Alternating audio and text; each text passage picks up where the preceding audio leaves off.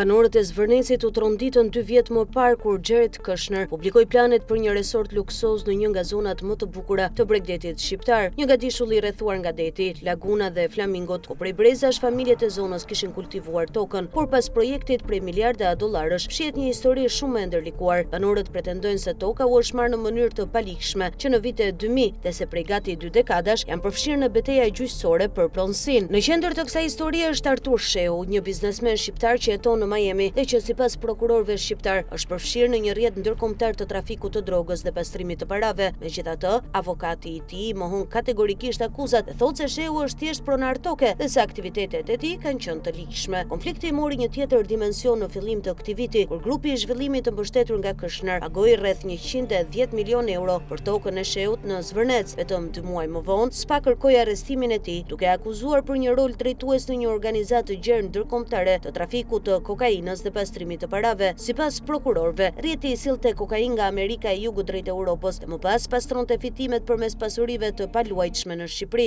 Në dosjen e hetimit përmendet edhe toka në Zvërnec. Dhe këtu lind pyetja më e madhe: si përfundoi një pjesë e kësaj toke në duart e një personi që sot akuzohet nga SPAK për pastrim parash dhe krim të organizuar, dhe si përfundoi më pas kjo pronë në një projekt gjigant ndërkombëtar? Historia e pronësisë në Zvërnec është e gjatë dhe e ndërlikuar. Banorët thonë se në vitet 2000 zbuluan se zyrtarët lokal të pronave kishin kaluar kontrollin e tokës së tyre tek Shehu. Një pjesë e dokumentacionit të përdorur për sigurimin e tokës daton që nga periudha osmane. Madje një gjykatë shqiptare ka konstatuar se një dokument ishte falsifikuar. Sipas vendimit, gjatë përkthimit nga osmanishtja ishte zëvendësuar emri i pronarit origjinal me emrin Seit Shehu. Një avokat dhe një arkivist u dënuan më vonë për akuzat të lidhura me falsifikimin e dokumenteve. Gjykata e lartë shqiptare ka cilësuar falsitetin e dokumentit si të provuar. Megjithatë, betejë ligjore për pronësinë nuk ka përfunduar. Pretenduesit e tokës dhe Shehu kanë fituar dhe humbur çështje në procese të ndryshme, ndërsa rigjykimet dhe apelimet vazhdojnë. Nga ana tjetër, avokati i Shehut këmbgul se familja e tij ka dokumente që provojnë pronësinë historike mbi tokën dhe se pretendimet kundër tij nuk qëndrojnë. Ndërkohë, Jared Kushner dhe partnerët e tij kishin nisur prej kohësh të shikonin nga Shqipëria. Pas largimit nga administrata e parë Trump, Kushner u përqendrua gjithnjë më shumë tek investimet në pasuritë e paluajtshme, veçanërisht në Ballkan. Në Shqipëri ai u interesua fillimisht për ishullin e Sazanit dhe më pas për Zvërnecin. Planet e publikuara tregonin vila luksoze, hotele dhe një resort gjigant mes një prej zonave më të ndjeshme turistike dhe mjedisore të vendit, por banorët nuk e pan projektin si një mundësi zhvillimi. Ata i dërguan një letër kompanisë së Kushner dhe kërkuan që investitorët të mos vazhdonin me projektin, për sa kohë konfliktet e pronësisë ishin ende në gjykata. Pavarësisht kësaj, procesi vazhdoi. Në prill, grupi i zhvillimit bleu tokën e Shehut për rreth 110 milionë euro. Më pas, në Gadishull u vendosën garde dhe tela me gjemba. Situata shpërtheu kur banorët u përplasën me rojet private. Një video ku një banor goditet e më pas tërhiqet zvarr në plazh u bë virale. Pamjet shkaktuan zemërim të madh dhe protesta në Tiranë. Flamingot u kthyen në simbol të protestës. Kritikat nuk u kufizuan më vetëm tek projekti i Kushner, ato u zgjeruan te korrupsioni, pronat, zhvillimi i pakontrolluar i Bregdetit dhe mënyra se si në Shqipëri toka mund të kalojë nga duart e banorëve tek investitorët e mëdhenj. Lëvizja mori emrin Revolucioni i Flamingove. Nga ana tjetër, grupi i zhvillimit mohon se ka bërë ndonjë shkelje. Kompania thotë se sistemi ligjor shqiptar është vendi ku duhet të zgjidhen çështjet e pronësisë dhe pretendon se blerjet janë kryer në mënyrë të ligshme. Investitorët gjithashtu thonë se nuk janë objekti i ndonjë hetimi,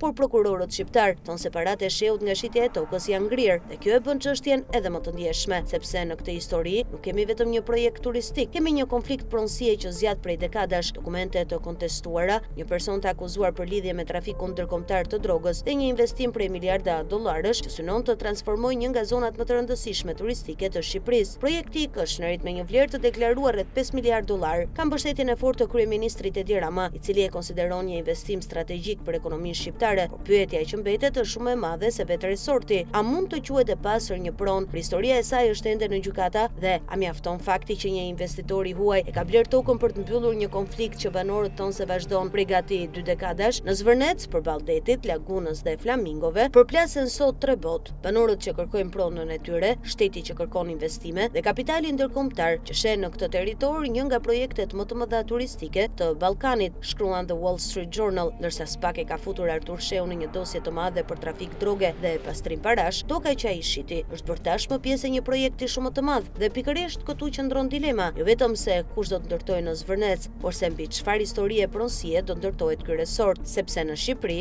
shpesh historia e tokës është po aq e rëndësishme sa vetë investimi.